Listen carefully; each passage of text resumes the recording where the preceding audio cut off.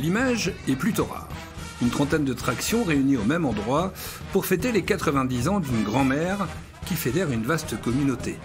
Jackie en fait partie, et cette traction, c'est tout d'abord une histoire de famille. Cette voiture appartenait à son grand-père. Je l'ai retrouvée 35 ans après.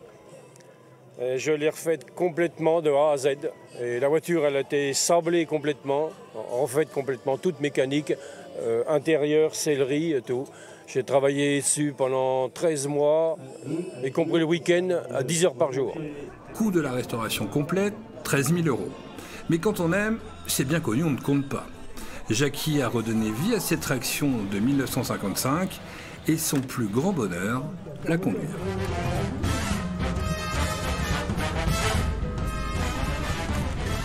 La sensation n'est pas la même. On n'a pas de direction assistée dans ce temps-là. Pas oublier les bras à la maison, quoi. Pour tourner un virage qui est un peu court, des fois on s'y prend deux fois parce que ça braque pas beaucoup, quoi. Et pour faire un créneau, c'est pareil, faut pas se louper. Après cette petite balade, c'est un retour auprès de ses semblables.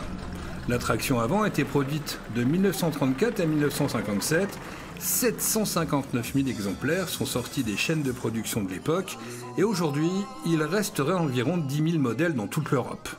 Avec cette voiture, Citroën a révolutionné l'automobile. Aujourd'hui, vous regardez, toutes les voitures sont en monocoque. La plupart des voitures sont en traction avant, quoi. Donc il n'y a rien, à part quelques-uns qui ont encore des propulsions, Mercedes, BM, ce genre-là.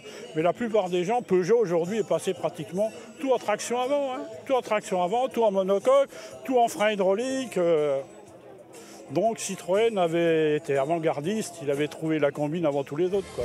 Celle que l'on surnomme la voiture au sans brevet peut compter sur cette grande famille de passionnés pour fêter comme il se doit le prochain grand rendez-vous, le centenaire de la traction en 2034.